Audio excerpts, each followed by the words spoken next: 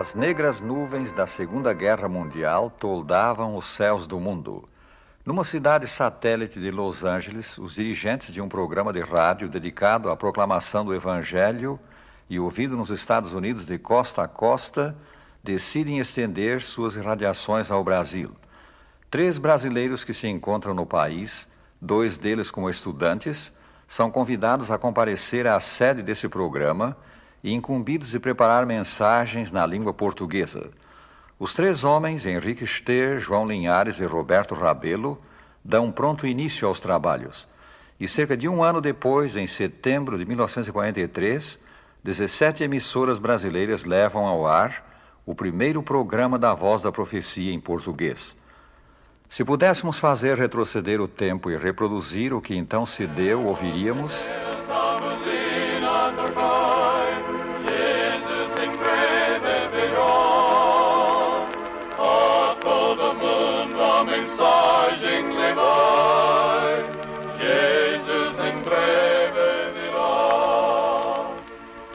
Apresentamos-vos o programa da Voz da Profecia, uma voz clamando no deserto destes últimos dias: preparai o caminho do Senhor.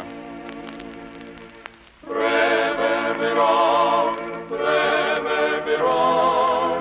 Jesus em breve virá. Saudações às Américas e aos ouvintes de todas as terras. Nosso quarteto, Arautos do Rei, cantará Bendita Segurança. Que segurança sou de Jesus, eu já desfruto por causa da luz. Sou por Jesus, herdeiro de Deus, Ele me leva à glória dos céus. Canta minha alma, canta ao Senhor, rende-lhe sempre ardente louvor. Canta minha alma, canta ao Senhor, rende-lhe sempre ardente louvor. Sempre vivendo em seu grande amor, me regozijo em meu Salvador. Esperançoso vivo na luz, oh que bondade e amor de Jesus. Canta minha alma, canta ao Senhor, rende-lhe sempre ardente louvor. Canta minha alma, canta ao Senhor, rende-lhe sempre ardente louvor.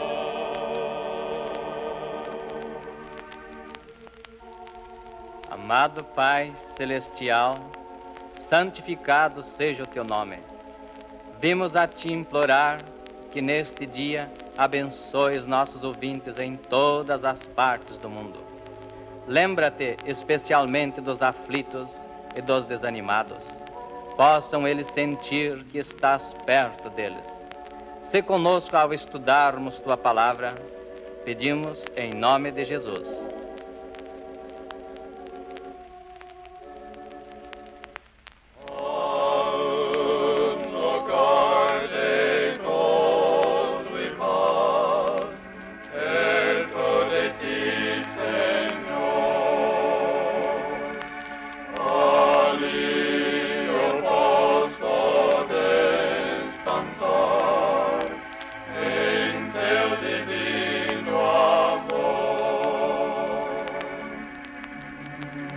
Ó Cristo, Redentor meu, vindo dos altos céus, ó guarda-me, te rogo, junto de Ti, meu Deus.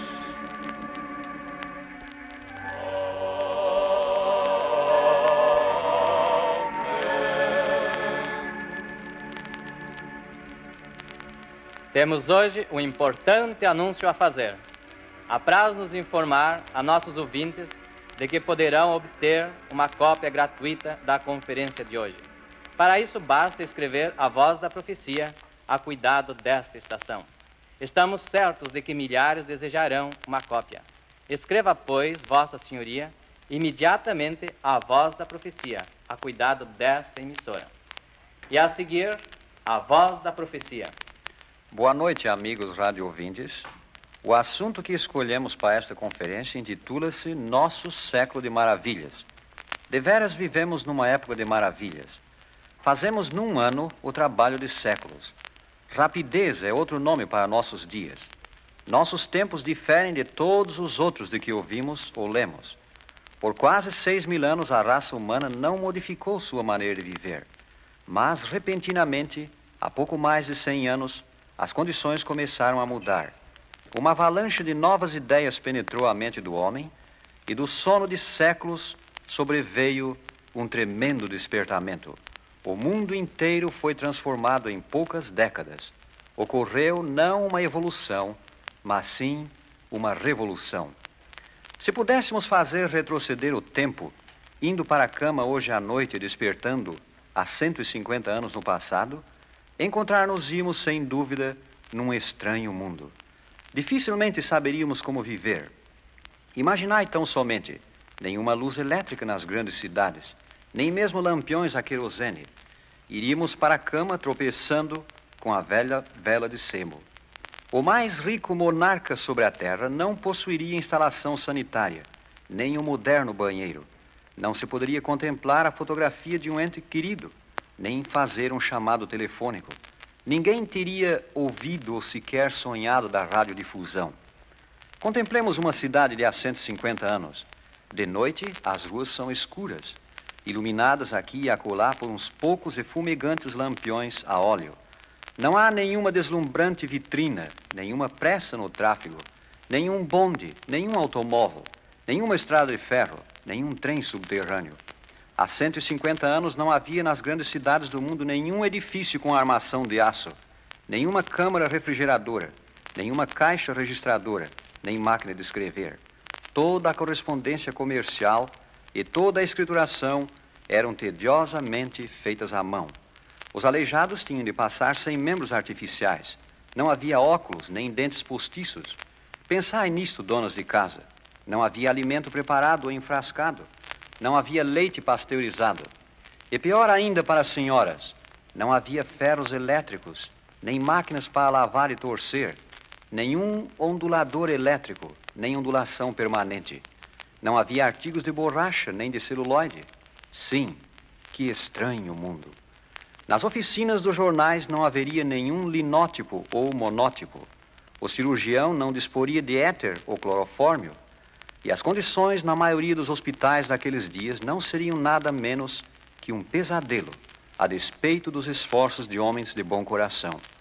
Contudo, alguns de nossos avós criam que o progresso humano havia atingido seu limite.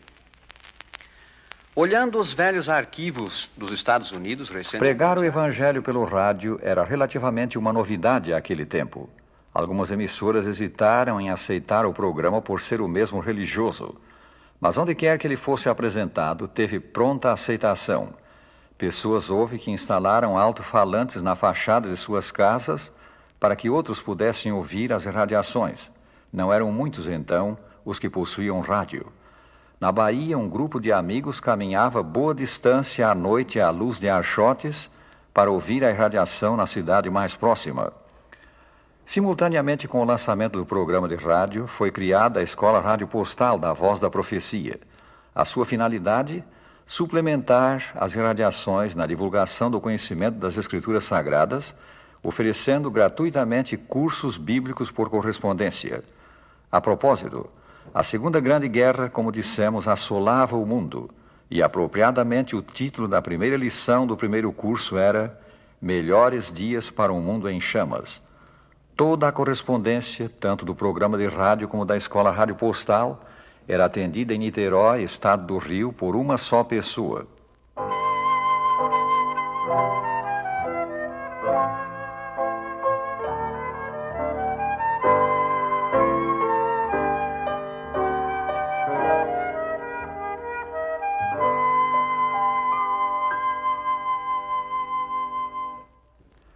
Durante 20 anos, os programas da Voz da Profecia foram gravados nos Estados Unidos. A princípio, as gravações eram feitas diretamente em disco. Quando alguém cometia um erro, e isso acontecia às vezes já quase no fim de um programa, o trabalho era posto de lado e gravava-se tudo de novo. Então vieram as fitas magnéticas. Para corrigir um erro, era suficiente voltar atrás e gravar de novo o trecho em que houve erro. O advento das fitas muito facilitou o árduo trabalho de gravar programas de cânticos.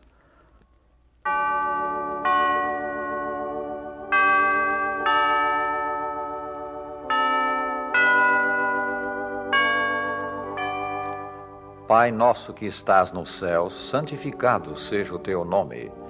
Venha o teu reino, seja feita a tua vontade, assim na terra como no céu. O pão nosso de cada dia nos dá hoje, e perdoa-nos as nossas dívidas, assim como nós perdoamos aos nossos devedores. Não nos deixes cair em tentação, mas livra-nos do mal, porque teu é o reino, e o poder, e a glória, para sempre.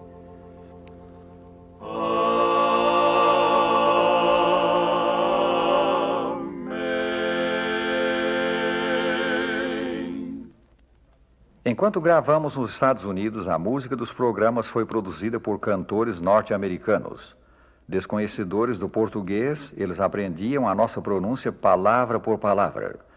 A despeito da boa vontade tanto de quem os ensinava, como da parte dos cantores que aprendiam, o sotaque americano era sempre perceptível. Em compensação, a harmonia dos consumados artistas era tal que fazia esquecer o acento yankee. Numa visita sua ao Brasil, em 1962, eles foram ouvidos com deleite espiritual, para usar a expressão de um brasileiro, por 500 mil de pessoas. Ide a todo mundo assim ordenou o Salvador, pelo mundo até ao fim anunciai-lhe o amor. Ide a todo mundo, todo mundo, todo mundo, o Evangelho pregai a todos, ide a todo mundo, todo mundo, estarei convosco.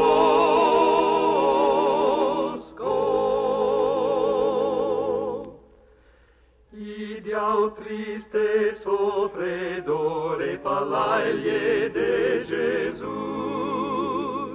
que tomou a nossa dor ao morrer na cruz. ide a todo mundo, todo mundo, todo mundo, O Evangelho pregai a todos, ide a todo mundo, todo mundo, estarei convosco.